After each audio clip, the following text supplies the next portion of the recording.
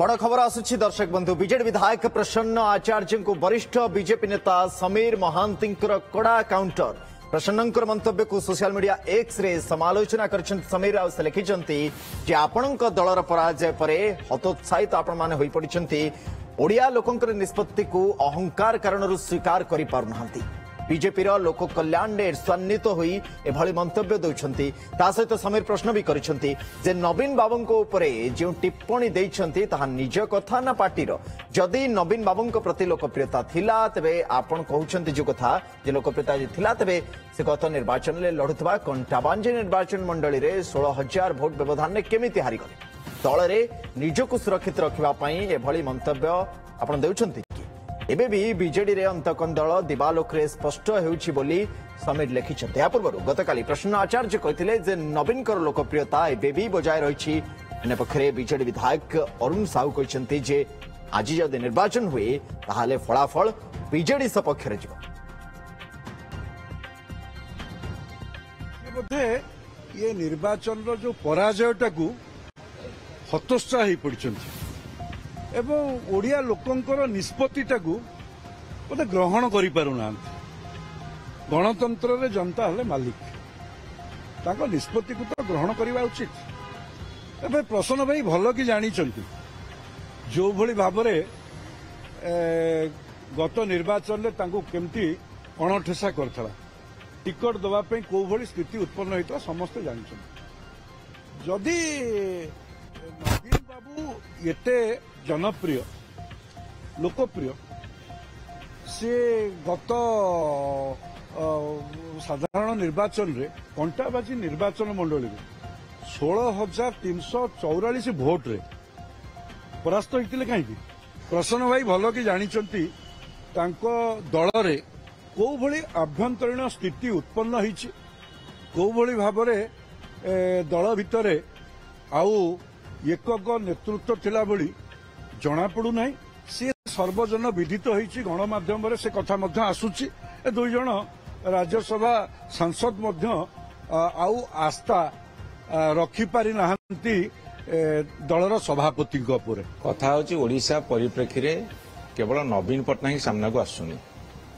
एबे भी नवीन पटनायक को जनसाधारण भी कहि दउछन्ते आपण माने भी कहउछन्ते सरकारी दलर विधानसभा सभ्य मत मंत्री माने भी नवीन को मुख्यमंत्री बोली संबोधन कर दउछन्ते। तेणु एकमात्र नवीन पटनायक एठी तांकर ओडिशा रे अछन्ते एकमात्र विकल्प। आज यदि निर्वाचन हो जिवो ताहाले जनसाधारण प्रस्तुत होई गछन्ते फलाफल बिजु जनता दल सपक्ष देबे।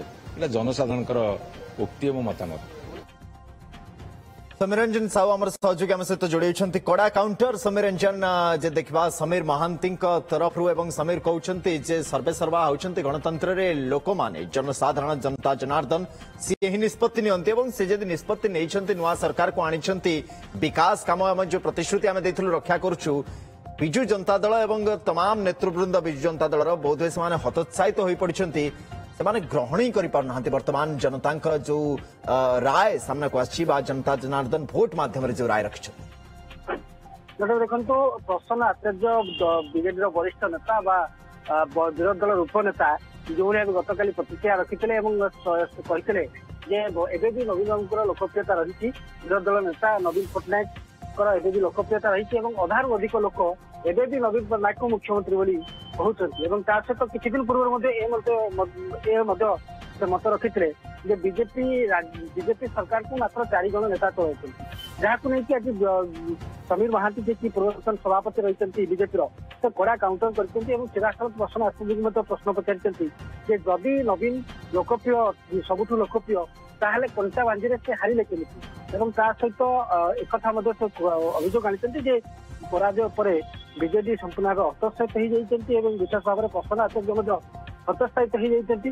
तो एने से प्रश्न उठाई जो लंबा समय 24 वर्षर लंबा समय धरिकी से जो सब प्रतिश्रुति देते जो सरकार थे जो सब प्रतिश्रुति दे सरकार को आसी कौन भी प्रतिश्रुति पूरण करना जो पराजय है लोक मैंने ओडिशावासी प्रत्याख्यान कले विशेष भाव में जो देखा ही समीर महांती प्रसन्न आचार्य को टार्गेट करते ପୂର୍ବ ସରକାର ଉପରୁ ବା ପୂର୍ବ ବିଜେଡି ସରକାର ଉପରୁ ମଧ୍ୟ ସେ ଆଙ୍ଗୁଠି ଉଠାଇଛନ୍ତି ଏବଂ ତା ସହିତ ଯାହା ଯାହା ବିଜେପି ଯେହେତୁ ବିଜେପି ସରକାରକୁ ପ୍ରସନ୍ନ ଆଚାର୍ଯ୍ୟ ଟାର୍ଗେଟ କରିଥିଲେ ଏବଂ ଏକଥା ମଧ୍ୟ କହିଥିଲେ ଯେ ମାତ୍ର 4 ଜଣ ଲୋକ 4 ଜଣ ନେତା ବିଜେପିକୁ ଚଳାଉଛନ୍ତି ସରକାରକୁ ଚଳାଉଛନ୍ତି ସେମାନେ ନ ଚାହିଁଲେ ମୁଖ୍ୟମନ୍ତ୍ରୀ କୌଣସି ଫାଇଲ ଦସ୍ତଖତ କରୁନାହାନ୍ତି। ତେଣୁ ଏମିତି ମଧ୍ୟ ସେ ଉତ୍ତର ରଖିଛନ୍ତି ଯେ ବିଜେପି ସରକାରକୁ ଆସିବା ପରେ ଯାହା ଯାହା ପ୍ରତିଶ୍ରୁତି ଦେଇଥିଲା ତାକୁ ପୂରଣ କରିଛି। ତେଣୁ କିନ୍ତୁ ବିଜେଡି ଯେତେବେଳେ 24 ବର୍ଷ କ୍ଷମତାରେ ଥିଲା ସେ କୌଣସି ବି ପ୍ରତିଶ୍ରୁତି ପୂରଣ କରିନଥିଲା। ତେଣୁ ଯାହା ଯୋଉଥିପାଇଁ ଲୋକ ତାଙ୍କୁ ପ୍ରତ୍ୟାଖ୍ୟାନ କରିଥିଲେ ସେ ନିହାତି ଭାବେ ଯେ ପ୍ରସନ୍ନ ଆଚାର୍ଯ୍ୟଙ୍କ ଯୋଉ ବୟାନବାଜିକୁ ନେଇକି ବର୍ତ୍ତମାନ ରାଜନୀତି ତେଜିଛି ଏବଂ ପ୍ରସନ୍ନ ଆଚାର୍ଯ୍ୟଙ୍କୁ ସମୀର ମହାନ୍ତିଙ୍କ ପକ୍ଷରୁ କଡା କାଉଣ୍ଟର କରାଯାଇଛି ଯେ ଯୋଉ ଭାବେ ସେ ପ୍ରତିକ୍ରିୟା ରଖିଛନ୍ତି ନବୀନ ବିରୋଧୀ ଦଳ ନେତା ନବୀନ ପଟ୍ଟନାୟକକୁ ନେଇକି ଏବଂ ତା ସହିତ ବିଜେପି ସରକାରକୁ ମଧ୍ୟ ସେ ଟାର୍ଗେଟ କରିଛନ୍ତି। ତେଣୁ ତାଙ୍କୁ କାଉଣ୍ଟର କରିକି ସମୀର ମହାନ୍ତି ଆଜି କିଛି ଏଭଳି धन्यवाद सौम्य रंजन तमाम सूचना एवं अपडेट।